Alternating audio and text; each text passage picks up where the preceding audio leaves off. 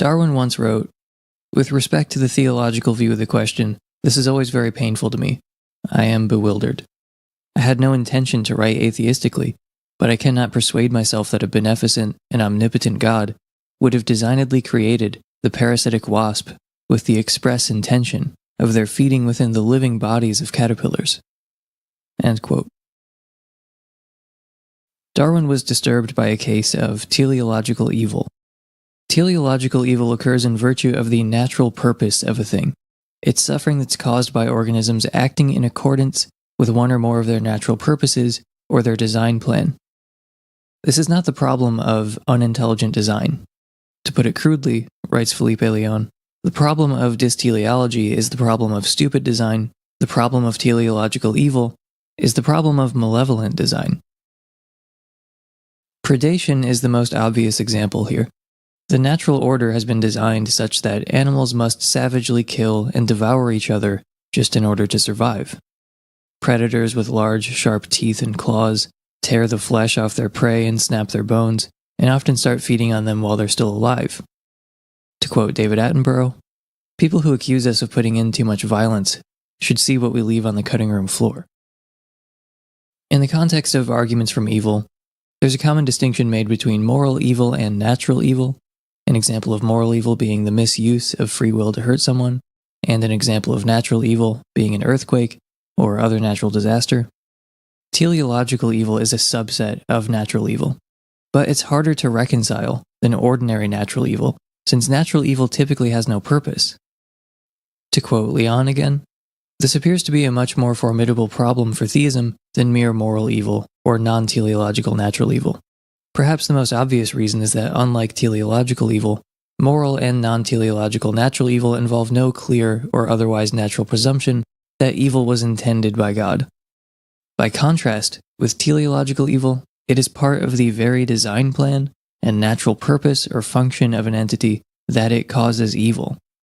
In such cases, it's natural to infer that if there is a God, then it is part of the very intention of God to ensure horrific suffering." The North American short-tailed shrew secretes venom from its salivary glands and its lower jaw to paralyze prey.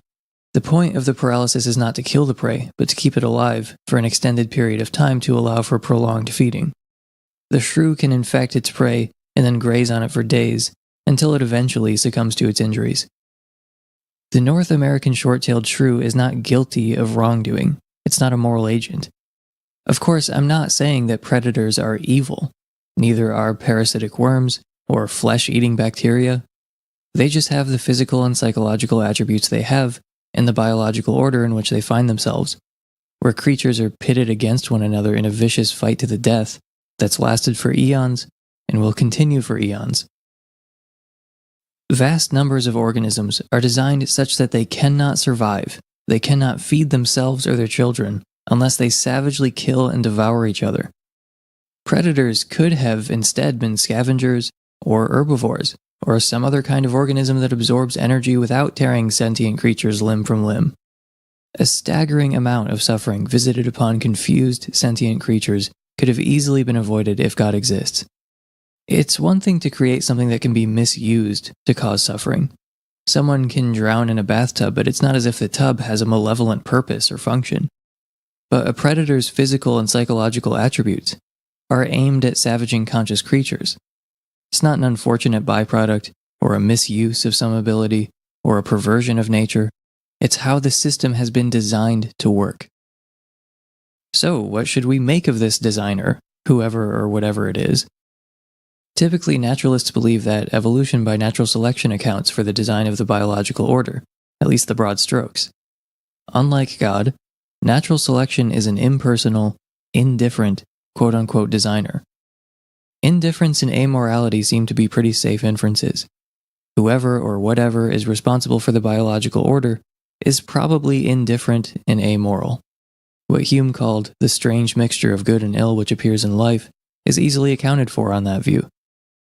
Those who believe the designer is benevolent and perfectly loving could offer some kind of explanation of the mixture of good and bad, just as those who might believe in a malevolent designer could offer some kind of explanation of the mixture of good and bad. but indifference and amorality would make for an easier fit. Naturalists tend to believe that evolution by natural selection is primarily responsible for the biological order. Natural selection is indifferent and amoral. I mean, why wouldn't purely natural processes occasionally generate structures aimed at producing suffering for non-moral agents? There's nothing really for the naturalist to explain here. We're not the ones who are committed to saying that there's some kind of moral rationale behind the degree, kind, and distribution of suffering that we see in the world. But this kind of natural evil, more so than ordinary natural evil or moral evil, almost seems like a straightforward disconfirmation of the idea that a perfectly loving and good being is ultimately responsible for the design of the biological order. We don't need to make that strong of a claim. More modestly, we could defend the idea that teleological evil in nature, in other words, malevolent design, is strong evidence against the hypothesis that nature was designed, directly or indirectly, by an unsurpassably great being of perfect love and goodness.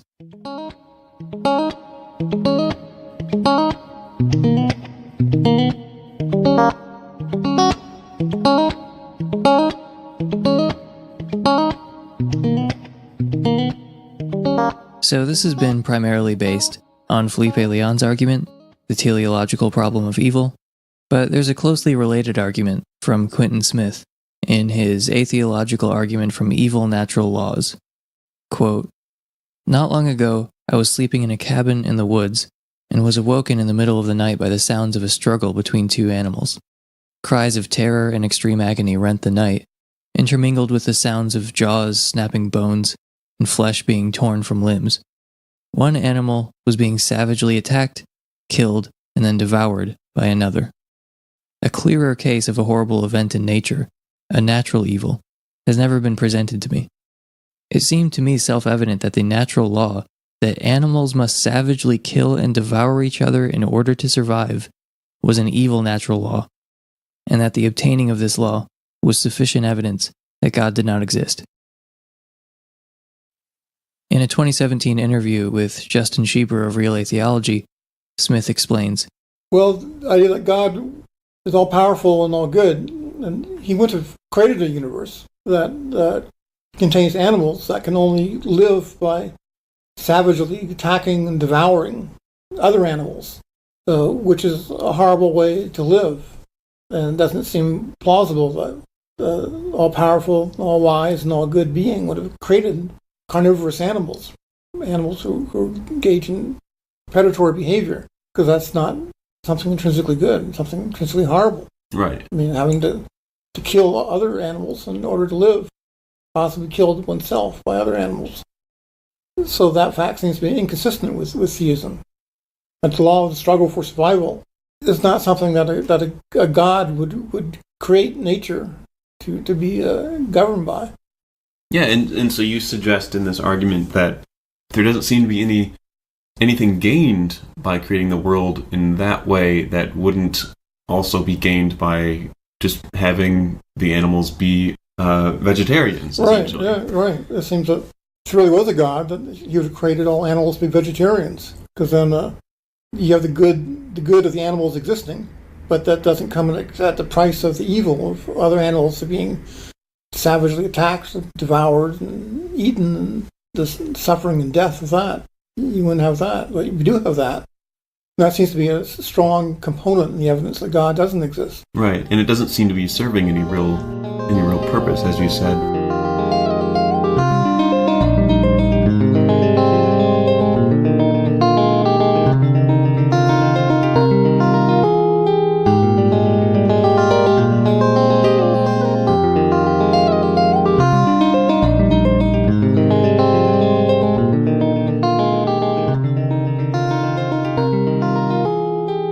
For more on this argument, you can see the recent conversation I had with Dry Apologist on various arguments from evil. We spent some time talking about this one, various routes the Christian might take. It's by no means exhaustive, but I do find this argument very convincing, so I wanted to at least issue this kind of opening shot. I'm sure it won't be the last time that I talk about it or debate it. And speaking of debates, I have a debate on God's existence scheduled for Sunday the 26th. The link is in the show notes. So with that, I think I will leave it there. Thank you for listening, I've been Emerson Green, and I'll talk to you next time.